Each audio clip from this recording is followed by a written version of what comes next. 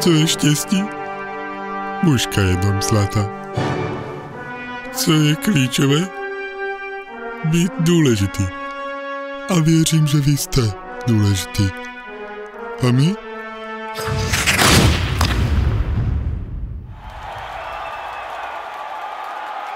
Tak prosím ťa, povedz mi, ako sa hrá vo Fínsku s Fínmi na ich domácom ľade.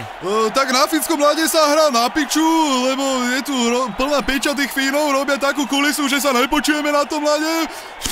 Nepočujem si ani vlastného slova, minule som tam kričal na útočníka, nič, ani trénera, ani rozhodcu nepočujeme.